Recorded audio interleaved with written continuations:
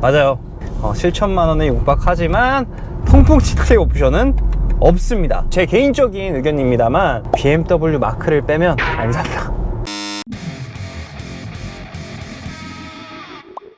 네, 안녕하세요. 전기차 전문 채널 은카이 태상입니다. 이번에는 iX1 X30 MSP 모델, iX1 모델을 한번 주행을 해볼 건데요. 일단은 주행하기 전에 꼭 보여드리고 싶은 기능이 있어요. 애플 카플레이인데 BMW는 카플레이가 무선으로 제공이 됩니다. 그래서 주렁주렁 선 같은 거 막 할 필요 없이 무선으로 되는데, 대부분의 카플레이나 어떤 안드로이드 오토 같은 미러링 시스템은 이렇게 계기판이 아닌 옆에 있는 내비게이션의 표시가 되잖아요. 이 차 같은 경우에는 약간의 설정만 거치면은 계기판에서도 내가 설정한 T맵을 볼 수가 있어요. 자, 어떻게 보냐? 간단한 설정만 해주시면은 바로 T맵을 계기판에서 보실 수가 있는데요. 어떻게 하냐면 스티어링 휠이 있는 이 버튼을 눌러줍니다. 이 버튼을 누르면은 이렇게 계기판에서 설정을 할 수가 있어요. 이 첫 번째 레이아웃을 여기 보시는 지도로 설정을 해주세요. 옆에 있는 레이아웃을 가장 맨 하단에 있는 레이아웃으로 설정을 해주시면은 이렇게 세팅이 완료가 됩니다. 그 다음에 애플 카플레이를 연동해서 내비게이션에 띄워주고요. 목적지를 검색을 하면 이 카플레이의 T맵이 계기판으로 이동이 됩니다.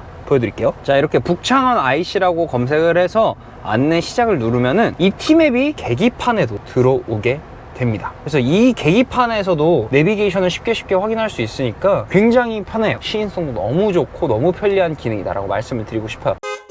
그리고 이 차는 저희가 내부 리뷰에서 말씀드렸다시피 모든 설정을 주행하기 전에 끝을 내야 돼요. 그래서 지금 보시면 바람 세기가 좀 센 편이거든요. 그러면 여기서 이렇게 노브를 돌려서 설정을 하는 게 아니라 디스플레이 들어가셔서 하단부에 있는 냉난방 시스템 메뉴를 들어가셔서 바람 세기를 줄여주셔야 됩니다. 이렇게 안에 들어가서 여러 가지 버튼들을 눌러야 되기 때문에 운전 중에 조작하기에는 굉장히 어렵다라고 생각을 해주시면 될 것 같아요. 이것도 이렇게 조절을 해주시고 들어가셔서 회생 제동의 어떤 강도라든지 이런 것도 다 설정을 하시고 출발을 해야 됩니다. 이제 기어봉을 만져야겠죠. 네, 이렇게 두 손가락으로 옹졸하게 이렇게 브레이크를 밟은 상태에서 바꿔주시고요. 이제 시동을 걸고 한번 출발을 해볼 텐데요. 일단은 이 차는 시동을 거는 순간부터 우리의 한스 짐버가 만들어낸 사운드를 경험하실 수 있습니다.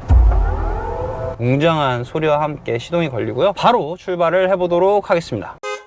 주차장에서 빠져나오면서 드는 느낌은 이 스티어링 휠이 굉장히 가벼워요. 우리가 전에 리뷰했던 BMW i4 같은 경우에는 이 스티어링 휠이 굉장히 묵직했거든요. 그래서 딱 잡았을 때 고급지다라는 느낌이 있었는데 이 차는 스티어링 휠이 굉장히 가볍습니다. 다른 독일 차들 아우디의 Q4 e-tron이라던가 벤츠의 EQE 그리고 BMW i4 같은 경우에는 스티어링 휠이 굉장히 묵직하고 고급진 느낌이 있었는데 이 차는 스티어링 휠이 굉장히 가벼워서 EV6의 느낌과는 조금 흡사하다라고 생각을 해주시면 될 것 같고, 엑셀도 가벼워요. 우리가 말하는 방향 지시등 깜빡이라고 하죠. 깜빡이도 조금 가벼워졌어요. BMW의 전기차 치고는 좀 저렴한 가격대로 나와서 그런 걸까요? 이런 부분은 좀 아쉽네요.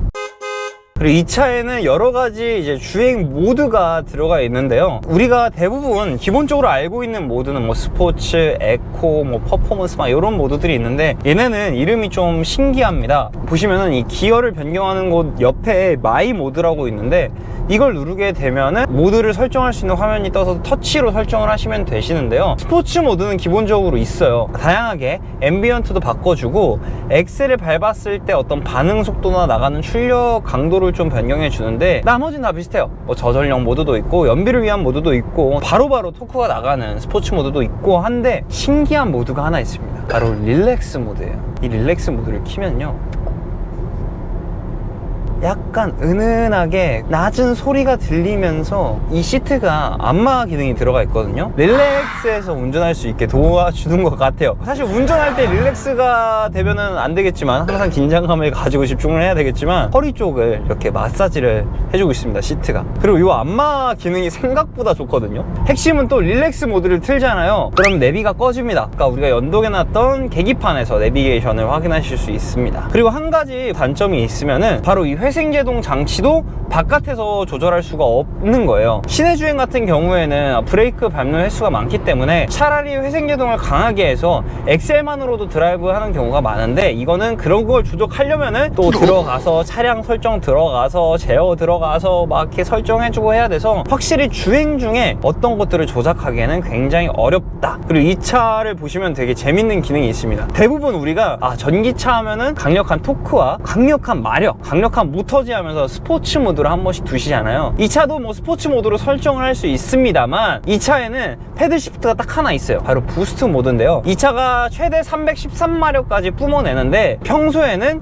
200마력 중후반대를 뿜어내고 있다고 해요. 그래서 이 부스트 모드를 켜주셔야만 313마력을 모두 다 뿜어내서 주행이 가능하다고 하는데요. 한번 지금 부스트 모드로 변경을 해 보겠습니다. 그냥 부스트 모드로 바꾸면은 부스트 모드 전용 계기판으로 변경이 돼요. 그래서 옆에 시속과 토크가 표시가 되고 디자인도 각져가지고 날렵한 그런 모습을 보여주고 있습니다. 자, 그럼 부스트 모드를 켜고 엑셀을 밟아 보면요, 우와, 출력감이 장난 아니에요. 제가 속도를 좀 줄여서 한 60에서 50 사이에서 100까지 한번 해보겠습니다. 하나, 둘, 셋. 우와! 물론 내연기관을 생각하면은 이 속도는 진짜 말이 안 되는 속도인데, 저희는 i4를 리뷰를 해봤잖아요. i4보다는 치고 나가는 그런 느낌은 없는 것 같아요. 물론 이 차도 엄청 강하게 이렇게 치고 나가는 모습을 보여주긴 하지만 i4의 그런 느낌만큼은 들지는 않는다. 하지만 뭐 충분한 출력이다.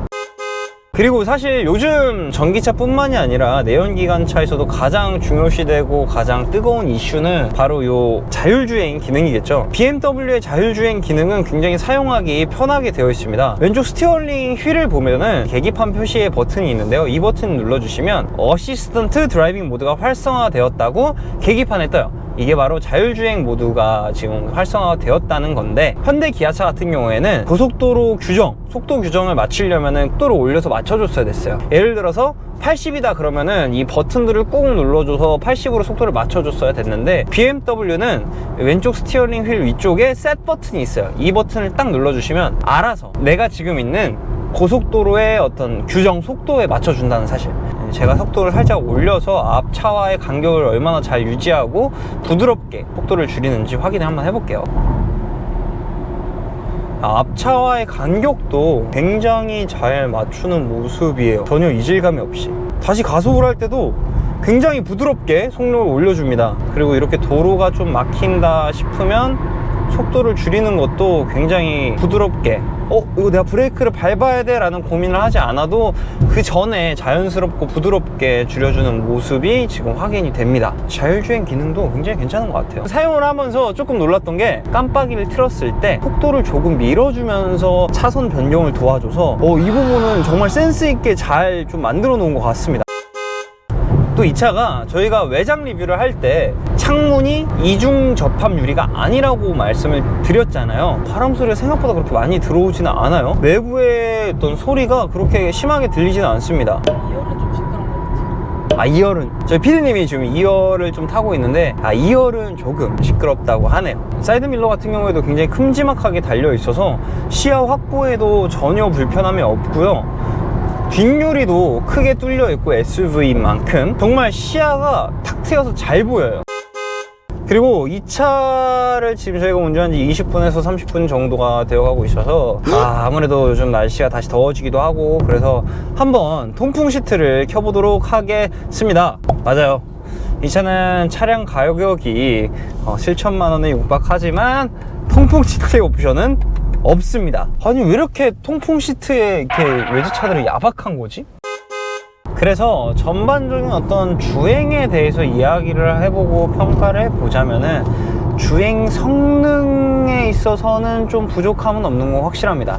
313마력, 50의 토크, 그리고 전기차 특유의 초반에 터지는 그 가속력, 아무리 시속이 180km에 좀 제한이 있다고 하지만 공도에서는 전혀 사용할 일이 없기 때문에 정말 차고 넘치는 성능을 가지고 있는 건 맞아요. 단지 우리가 맨 처음에 얘기했던 i4와 비교했을 때 부스트 모드에서 가속력이 좀 아쉽고 이런 것 뿐이지 이 차의 주 타겟층이 시내 주행을 하고 도심에서 사용하시는 이용자들은 정말 차고 넘치는 주행 성능을 가졌거든요. 하지만 그거에 비해서 주행의 어떤 편의성, 주행의 질감 부분이 조금 아쉽다. 모든 걸 다 디스플레이로 해결을 해야 되기 때문에 주행 중에 조작이 굉장히 불편하고요. 두 번째로 직관적인 어떤 그런 조작 계통이 없다 보니까 공부를 또 따로 해줘야 되는 그런 불편함이 있어요.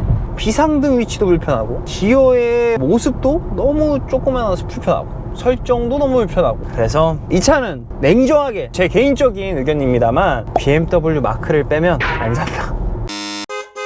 이렇게 BMW의 iX1, X30, M 스포츠 패키지 모델 주행까지 맞춰 보았는데요. 자, 간단하게 설명드리면 자동차를 시티카로 이용하시는 분들에게는 사실 1000만원만 더 주면 전기차의 선택지가 있다는 건 생각보다 가성비라는 점 알아두시면 좋을 것 같아요. 하지만 주행의 조작성은 조금 불편하니 여러분들은 운전하기 전에 세팅을 미리 다 해놓고 운전할 땐 운전에만 집중하자라고 정리를 드릴 수 있을 것 같습니다. 그럼 이상 BMW의 iX1을 리뷰한 응카의 태상이었고요. 다음번에는 더 재밌고 더 다양한 신차들로 여러분들을 찾아뵙겠습니다. 반갑습니다.